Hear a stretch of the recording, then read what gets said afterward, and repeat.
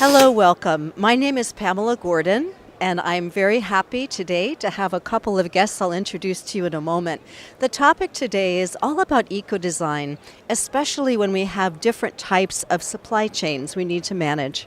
So we're going to be getting insights. Just a moment, though. I am Pamela Gordon. I am a senior consultant at Antea Group and CEO of Technology Forecasters based in Silicon Valley. And immediately to my left, I have Marjorie Garcia, and she's with HP. And Marjorie is a materials compliance program manager at HP. And then also I'd like to introduce Rachael Relph. Rachael is she manages the Greener Products program at Thermo Fisher Scientific, where she's Senior Manager of Environmental Sustainability, and both of our guests are based in the San Diego, California area. Welcome. So my first question is, could you talk about something about eco-design that you're extra proud about at each of your companies at HP and at Thermo Fisher Scientific, especially something that you've been personally involved in? Marjorie, would you like to go first? Sure. Well, I'm one of the material compliance program managers, and my specialty area is restrictive hazardous substances. So one of the things that has been really wonderful in the last year or so is that we have some ROS restrictions that are come into effect in 2019. And our businesses have known about these restrictions, our suppliers have known about these restrictions, our manufacturing partners, and for our PCs and also for our inkjet printers, those products have already met the restrictions. So they're several years ahead of the restrictions. So that's really a wonderful thing. We've all worked together on that and moved it forward early. And so that is a wonderful thing, and I'm just wondering, Marjorie, why is it that HP is ostensibly 3 years ahead of meeting the additional ROS restrictions? Well, we've built up our communication with our suppliers so that they know what's coming, and many of them are very sophisticated and they know this also themselves. But we set the expectations early. They know they have to comply. We send that information, our general specifications for the environment. Our folks in procurement are aware and also send the message. We query them, we collect information about where they stand, and everyone's moved along at a really, really good pace to get this work done. And now we get to use it for other things, other material green procurement activities and other good things to say, hey, we got this work done early. That's exemplary. That's wonderful. Rachael, what about at Thermo Fisher Scientific? Hey, I think one of the great things about working for a company like Thermo Fisher Scientific is that environmental sustainability is really part of what we do as a company. Our mission is to enable our customers to make the world healthier, cleaner, and safer. So when it comes to designing, manufacturing, selling our products, we are keeping that in mind. How can we really enable our customers in this mission? So I manage the Greener Products program, but I am also very proud of it. It is our customer-facing side of our eco-design program and really highlights for our customers those products that can help them reduce waste in the laboratory, be more energy efficient, have more sustainable packaging, less hazardous chemicals. And it's been a wonderful program for us in terms of really being able to express this mission and drive this mission forward with our customers and engage with them in sustainability. That's excellent, Rachael. So each of your companies not only has different ranges of supply chain models within the various business units of your companies, but also when you look at HP and Thermo Fisher side by side, also there's differences in the supply chain models. So what would you say has been helpful about the supply chain models you work with toward eco-design? And what would you say has been particularly challenging to advance eco-design, as I know each of your companies want to do on principle, but through different types of supply chain models? Marjorie, do you want to go first? Sure, yeah. Well, we provide PCs and printers around the world, and our supply chain is very broad and very deep. We do a little bit of manufacturing in-house, but a significant amount is done with big manufacturing partners. But that moves through to contract manufacturers and on into third-party provided products. So we have very different suppliers all across supporting our business units. Now, some of our suppliers are very sophisticated. They have great processes in place. They really, we work together on things, and they will make us aware of requirements and where they stand, and we'll work with them on the same things, talk about alternatives, talk about our goals and our expectations, and really have a great back and forth. But then as we move through, we have suppliers that are smaller, newer, less resources, and that's very, very important to always be bringing in new suppliers and working with them. And in those situations, we have to spend time. I mean, we have to spend time and energy, both from our environmental side as well as our procurement side, to really make sure these suppliers know what we expect, when we expect things, education, and then to let them know that, yeah, this is what we do, this is what we expect of you. We're going to be checking on things, and we'll audit, we'll do things, we'll let you know when things aren't working right, and then if things work great, great. If they don't work great, then there are business decisions to be made. But we make sure it's a real open process with all our suppliers. So your expectations are high, and it sounds like some of the suppliers are actually sophisticated enough to give even HP some ideas, which you appreciate. And then the other end of the spectrum is where you're having to do a lot of education and spending time, and ultimately it either works as a partnership, or at the end of the day, perhaps it doesn't.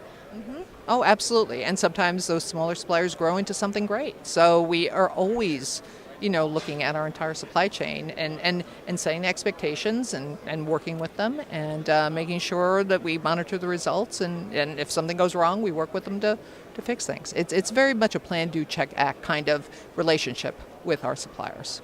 Excellent. Rachael, what about at Thermo Fisher Scientific, the range of different supply chain models at your business units? Yeah, we do have a very broad range there. You've talked a lot about working with contract manufacturers and contract design organizations, and we actually have a bit of a different model. Most of our instrumentation, most of our reagents, even some of our chemicals are manufactured in-house. And so we have much tighter control over how those products are made and what are the requirements and things around those products. So I guess maybe a little bit nicer than always having to go outside. But, we do also work with contract organizations. And, in those cases, I think we very much try to convey what our expectations are up front. As you were saying, this is what we're looking for. And it's a checks and balances kind of thing. You have to do the audits and make sure that everything is in line. Yeah. And I think it's a process for us as we continue to expand our program and we talk more and more with our suppliers, with other companies that are doing our manufacturing.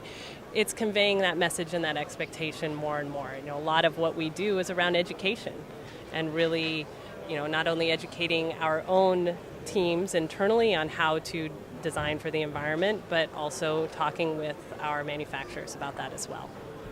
A lot of education internally and externally. I'm glad you mentioned, Rachael, reagents, because I did want to ask each of you a little bit, not only about the products themselves, but also about packaging from an eco-design perspective, and also consumables. So, Marjorie, do you want to go first, talking a little about packaging or consumables? Oh, absolutely. Packaging is definitely something that our materials team and our environmental team works on. We set those expectations also in our general specification for the environment. So again, our suppliers know this is what we're expecting, and the team that works on packaging very much does the same process, working with suppliers and making sure that they know what our expectations are and that they follow through and that we end up where we need to be from a packaging perspective. And consumables, our ink and toner cartridges, again, are a huge part of our business. And we have those, we have a whole team of people who works on the chemical side of things.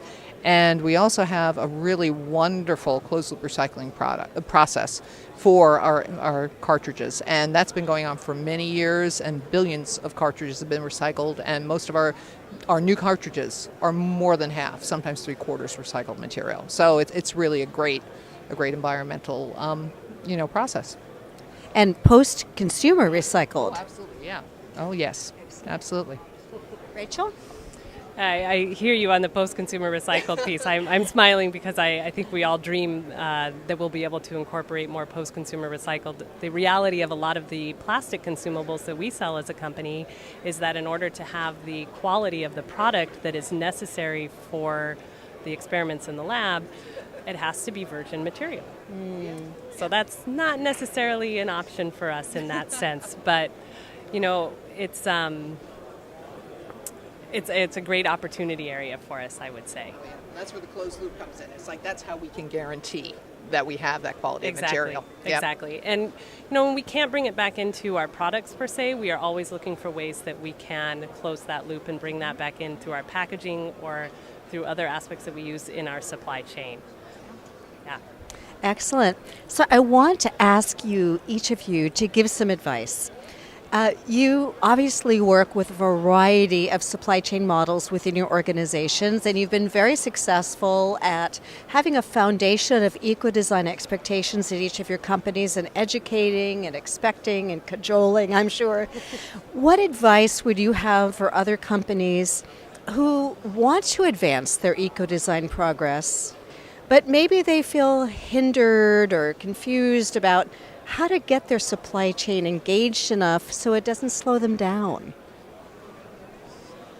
Well, it does start out with your own company and what your expectations are and what your mission is, and to make sure that is something that is a very consistent message from everybody in the organization.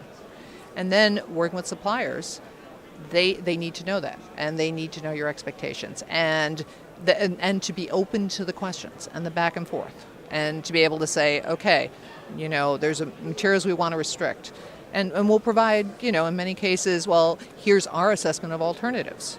So, and that gives them something to start with. It's not necessarily the end-all, be-all answer, because they have their own supply chains and they have their own procurement processes, but we can start that conversation, and we can start the moving towards, appropriate materials in advance of restrictions, and to support both our environmental processes and their own. So that's just part of what we have to do to make it work. I like how you say, Marjorie, that you make sure that everyone on your team is on the same page, so that there's no confusion, there's no escapes, so that once you have a unified voice about what HP's goals are for eco-design, then it's easier and more consistent to communicate that expectation to suppliers. Thank you. Rachael? I think for us, we have found that there is great power in the power of one.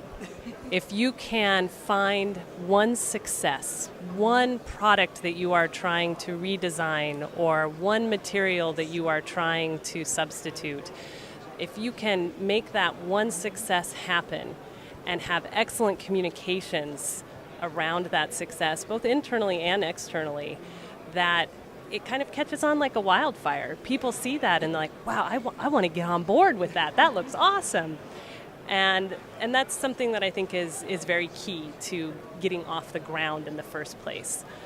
I think another aspect of our program that's been very successful really is having a customer-facing component to that. Put the customer first. Make it part of the customer requirements that your product be green, or greener, we should say. And I think that, again, that's where an element that I am very proud of with our program is that we do have this customer-facing piece. We are very transparent about any of the environmental assessments or claims that we are making, and really, I think, do a very nice job of highlighting the benefits to our customer, and internally, then, it is also visible. Thank you. Rachael, Marjorie, thank you so much. I wish you continued success in your pillar of eco-design as part of each of your company's core missions and your ability in continuing to communicate that up and down your supply chain. Thank you for joining me. Thank you. It was great to be here.